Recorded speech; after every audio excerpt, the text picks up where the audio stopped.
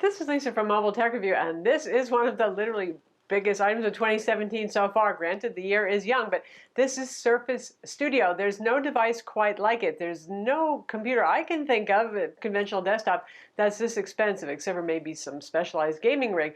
Starts at $3,000. We have the middle configuration, which is $3,500. The top end configuration is $4,200.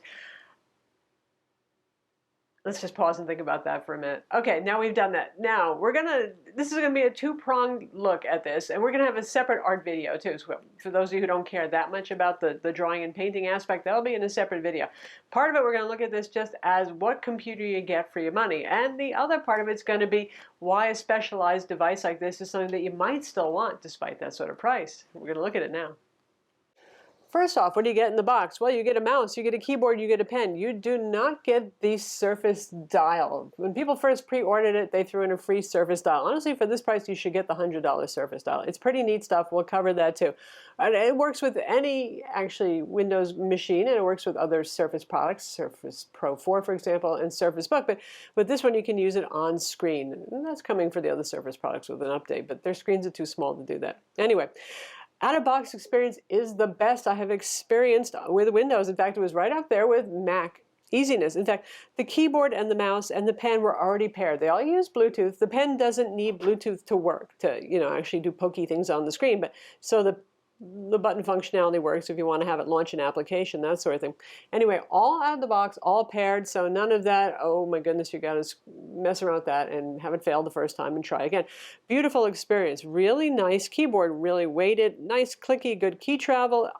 It's a pleasant experience. Use this wireless connection, obviously Bluetooth, so there's a battery holder in the back. You get the idea with that. And the mouse, omni-handed, left and right-handed friendly, which I appreciate. I find it slightly maybe small, but I do have really long fingers. It's a perfectly fine mouse. You got a scroll wheel on here. Good experience. So honestly, I took it out of the box, I booted it up, plugged it in, of course, before doing that because this requires electricity at all times. This is not a laptop, despite the laptop brains inside. And what did I do? I installed Photoshop and I started drawing. Now that kind of, you turn it on, install an app, and start drawing experience is something that usually I associate more with the iPad. So that is well done here. The finish, well, it matches, say, like the Surface Book. You got that vapor magnesium gray kind of look, the Windows logo over here, your chromed hinges. Now this is Microsoft's lovely kind of zero gravity hinge. Despite the fact that the display section weighs around 13 pounds or so, it is really easy to do that and that and go all the way down to 20 degrees. Now why 20 degrees? Because if you're doing artwork, that's a very comfortable angle to put it in. So really, you could just move this around with one hand, and you can tilt it even a little bit down and at you. The bad thing is there is no real height adjustment. Say you're using it just as a regular computer, and you want it in the uprightish position here. If it's too high for you, too low for you, you're going to have to adjust your desk, because once you start dropping this down, you're also changing the angle of the display. That said, it's pretty ingenious, pretty high-end stuff. It's one of those wow factors that makes you just go, wow, this is the computer of the future and I want it. This is really thin, this display section, because it really is just a display, a 5K display, the nicest one you're going to find on the market right now, and the only one that's this fantastic with an active digitizer pen in it besides, but the brains are all in the base right here. Now this is kind of like an oversized Mac Mini sort of design right here. This is different. Most all-in-ones have their brains in the back section, so they're somewhat thicker. Microsoft decided to put it in the base. That's good and that's bad. Because they decided to make the base this small, honestly, I don't know why they couldn't have made it larger and given us more powerful internals, but they're limited by what they can fit in this box. So here's the first negative. What's inside of here is kind of last year's mid-range to high-end gaming laptop, depending on which configuration that you get. You have quad-core 45-watt i5 and i7 CPUs that are used in laptops traditionally. The Dell XPS 15, for example, and some gaming laptops. So you're not getting something that has a desktop processor. So if you thought this was going to be the most computalicious, powerful computer ever for your money, it's not. Now the Core i5 that's in the base model for $3,000 is downright insulting. I mean, even your mid-range gaming laptop these days always has a Core i7 in it, quad core. And it has 8 gigs of RAM, and RAM is soldered on board. You can't upgrade it. 8 gigs of RAM, a Core i5, and NVIDIA GTX 965M, which is the last generation, mid-rangey, low end of entry for gaming level laptop GPU for $3,000. I don't think I can say that enough times. That part is really darn insulting.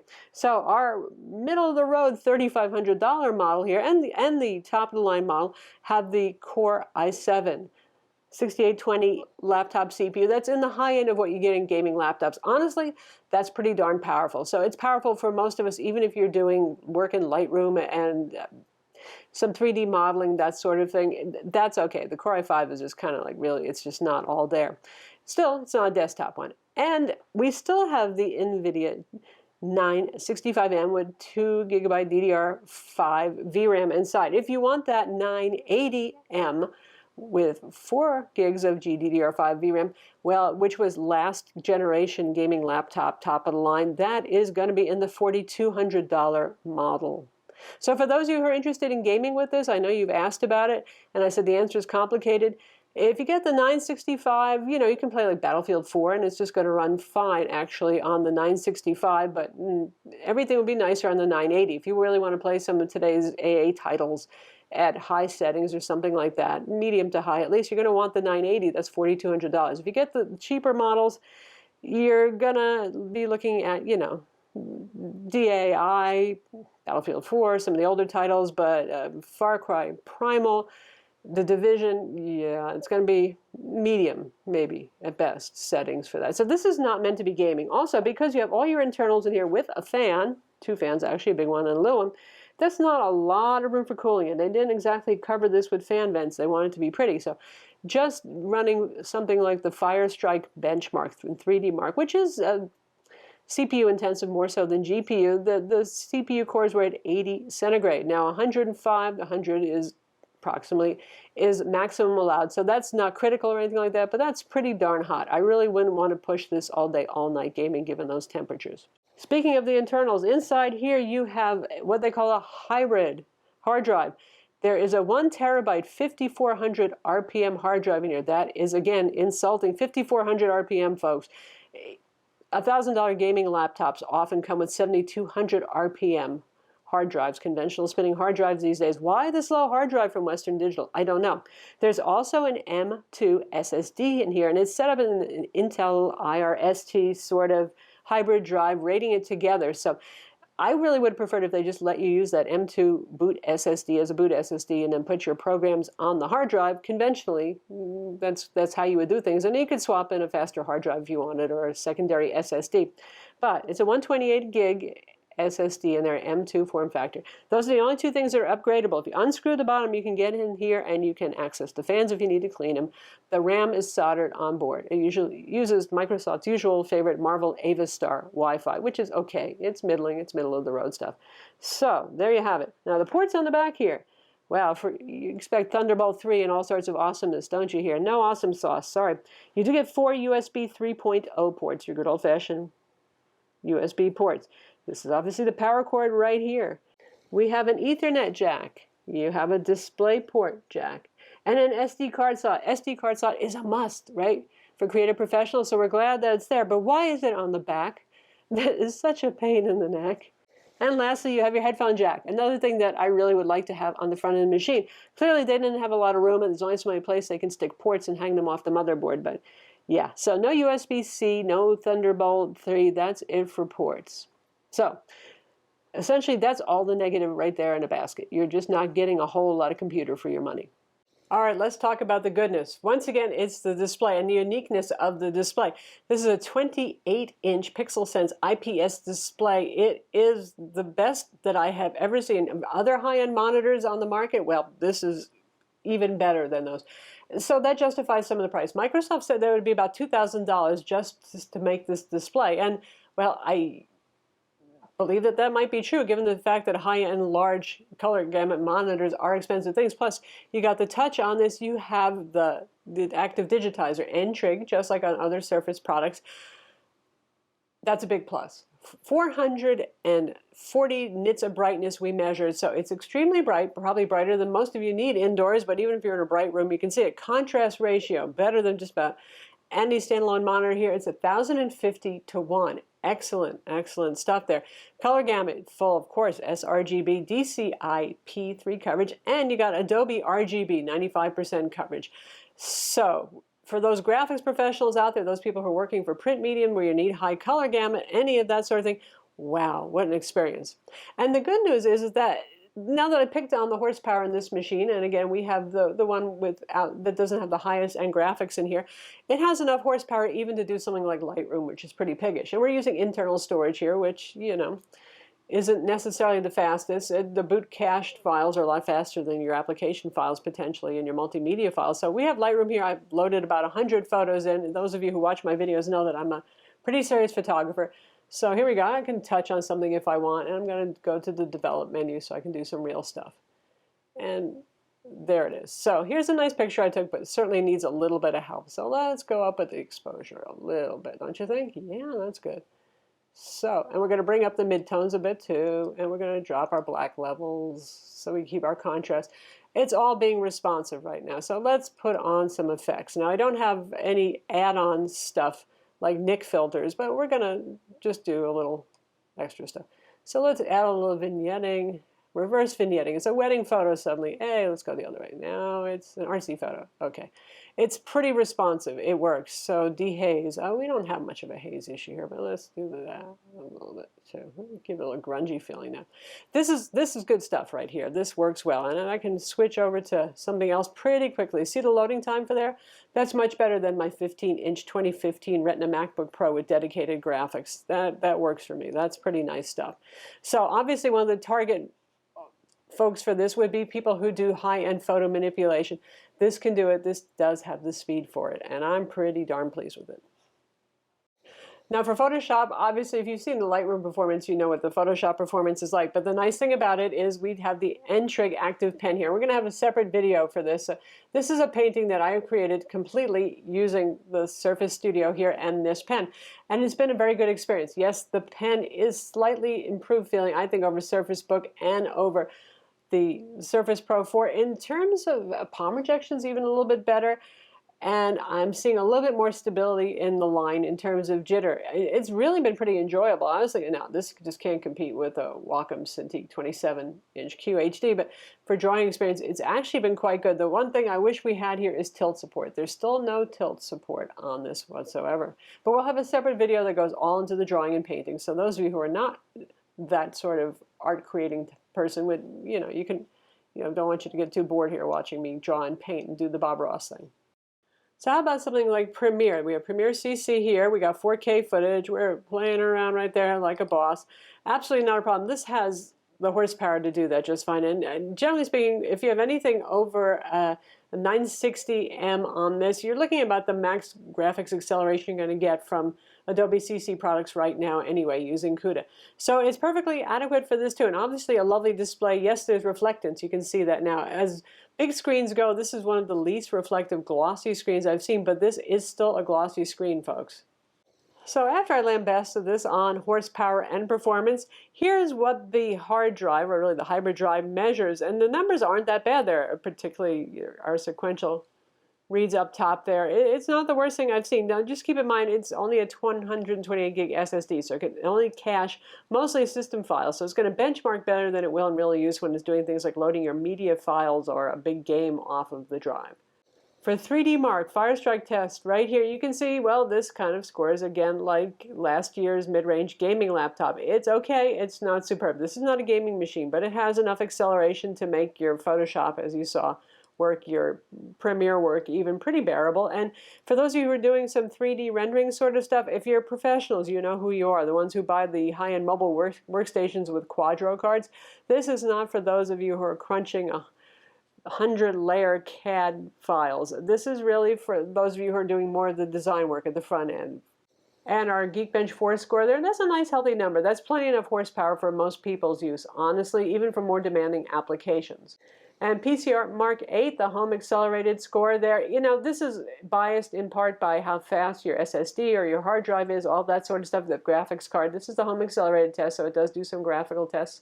That's an okay score. Again, it's lower than a 2016 higher-end gaming laptop, though.